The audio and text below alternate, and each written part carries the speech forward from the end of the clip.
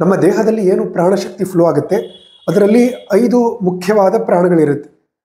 ಅದರಲ್ಲಿ ಪ್ರಾಣ, ಅಪಾನ, ವ್ಯಾನ, ಸಮಾನ, ಉಡಾನ. ಅದರಲ್ಲಿ ಈ ಅಪಾನ ವಾಯು ಏನಿದೆ, ಅಪಾನ ಪ್ರಾಣ ಏನಿದೆ, ಅದು ಕೆಳಮುಖವಾಗಿ ಹರಿಯುವ ಶಕ್ತಿ. ಅದು ನಮ್ಮಲ್ಲಿ ಏನು ತಗೊಂಡು ಬರುತ್ತೆ ಅಂತಂದ್ರೆ ಸ್ಟೆಬಿಲಿಟಿಯನ್ನು ತಗೊಂಡು ಬರುತ್ತೆ, ಗ್ರೌಂಡಿಂಗ್ ಅನ್ನು ತಗೊಂಡು ಬರುತ್ತೆ, ನಮ್ಮ ದೇಹವನ್ನು ಡಿಟಾಕ್ಸಿಫೈ ಮಾಡುತ್ತೆ. ಯಾವಾಗ ಈ ಅಪಾನ ಶಕ್ತಿ ದುರ್ಬಲವಾಗುತ್ತೆ ನಮ್ಮಲ್ಲಿ ಟಾಕ್ಸಿನ್ಸ್ಗಳ ಶೇಖರಣೆ ಆಗುತ್ತೆ, ನಮ್ಮಲ್ಲಿ ಒಂದು ಇನ್ಸ್ಟೆಬಿಲಿಟಿ ಬರುತ್ತೆ. ಭೂಮಿಯ ಜೊತೆ ನಮ್ಮನ್ನು ಕನೆಕ್ಟ್ ಮಾಡೋದೇ ಅಪಾನ ಶಕ್ತಿ. ಯಾವಾಗ ಭೂಮಿಯ ಜೊತೆ ನಮ್ಮ ಕನೆಕ್ಷನು ದುರ್ಬಲಗೊಳ್ಳುತ್ತೆ ಆವಾಗ ನಮ್ಮಲ್ಲಿ ಇನ್ಸ್ಟೆಬಿಲಿಟಿ ಆಗುತ್ತೆ, ಮನಸ್ಸಿನಲ್ಲಿ ಗೊಂದಲ, ಆತಂಕ ಜಾಸ್ತಿ ಆಗುತ್ತೆ. ಅದರಲ್ಲಿ ಈ ಅಪಾನ ಶಕ್ತಿ ಸದೃಢವಾಗಿರುತ್ತೆ, ಬ್ಯಾಲೆನ್ಸ್ ಅಲ್ಲಿ ಇರುತ್ತೆ.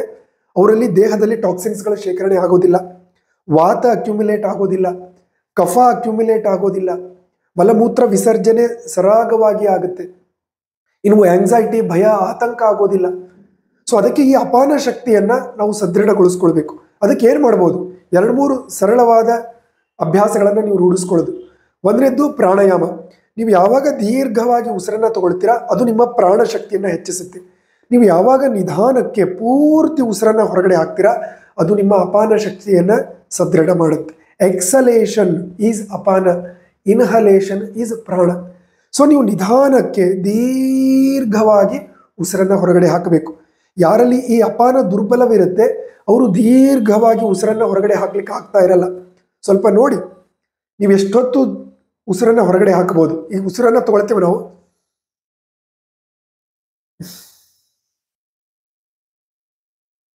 ನಾನು ಉಸಿರನ್ನ ಹೊರಗಡೆ ಹಾಕ್ತಾ ಇದ್ದೀನಿ, ಎಷ್ಟು ಪ್ರಲಾಂಗ್ ನನ್ನ ಎಕ್ಸಲೇಷನ್ ಇರುತ್ತೆ, ಎಷ್ಟು ನಿಧಾನಕ್ಕೆ ದೀರ್ಘವಾಗಿ ನಾನು ಪೂರ್ತಿ ಉಸಿರನ್ನ ಹೊರಗಡೆ ಹಾಕ್ತೇನೆ, ಅಷ್ಟು ನನ್ನ ಅಪಾನ ಶಕ್ತಿ ಚೆನ್ನಾಗಿರುತ್ತೆ. ಸೊ ಅದರ ಅಭ್ಯಾಸವನ್ನು ಮಾಡಬೇಕು. ನಾವು ಸ್ಟ್ರೆಸ್ಸು, ಟೆನ್ಷನ್ ತಗೊಂಡಾಗ ಮೇಲ್ಮೇಲೆ ಉಸಿರಾಡ್ತಾ ಇರ್ತೀವಿ, ಅವಾಗ ನಮ್ಮ ಅಪಾನ ಶಕ್ತಿ ವೀಕ್ ಆಗ್ತಾ ಹೋಗುತ್ತೆ. ಅದಕ್ಕೆ ಪ್ರಾಣಾಯಾಮದ ಅಭ್ಯಾಸ, ದೀರ್ಘವಾಗಿ ಉಸಿರನ್ನು ತಗೊಳ್ಳೋದು, ಎಲ್ಲದಕ್ಕಿಂತ ಮುಖ್ಯವಾಗಿ ನಿಧಾನಕ್ಕೆ ಪೂರ್ತಿ ಉಸಿರನ್ನ ಹೊರಗಡೆ ಹಾಕೋದು, ಇದು ಒಂದನೇದು. ಇನ್ನು ಎರಡನೇದು, ಇದು ಅಪಾನ ಮುದ್ರೆ. ಈ ಮುದ್ರೆಯ ಅಭ್ಯಾಸವನ್ನು ಮಾಡೋದ್ರಿಂದ ಕೂಡ ನಿಮ್ಮಲ್ಲಿ ಅಪಾನ ಶಕ್ತಿ ಸ್ಟ್ರಾಂಗ್ ಆಗುತ್ತೆ. ಇದು ಅಪಾನ ಮುದ್ರೆ. ಇನ್ನು ಮೂರನೇದು, ಭೂಮಿಯ ಜೊತೆ ಸಂಪರ್ಕವನ್ನು ನೀವು ಬೆಳೆಸ್ಕೊಳ್ಬೇಕು. ಭೂಮಿಯ ಮೇಲೆ ಹೋಗಿ ಕುತ್ಕೊಳ್ಳೋದು, ನಾವು ಕೂಡ್ತಾ ಇಲ್ಲ, ಭೂಮಿಯ ಜೊತೆ ಸಂಪರ್ಕನೇ ಇಲ್ಲ. ಸೊ ಗ್ರೌಂಡಿಂಗ್ ತುಂಬ ಮುಖ್ಯ. ಬರೆಗಾಲಲ್ಲಿ ಭೂಮಿಯ ಮೇಲೆ ಹೋಗಿ ನಡೆಯೋದು, ಅಲ್ಲಿ ಹೋಗಿ ಕುತ್ಕೊಳ್ಳೋದು, ಗಿಡಗಳ ಜೊತೆ, ಭೂಮಿಯ ಜೊತೆ, ಮಣ್ಣಿನ ಜೊತೆ ಸಂಪರ್ಕವನ್ನು ಬೆಳೆಸ್ಕೊಳ್ಳೋದು, ಇದು ನಿಮ್ಮಲ್ಲಿ ಅಪಾನ ಶಕ್ತಿಯನ್ನು ಹೆಚ್ಚಿಸುತ್ತೆ.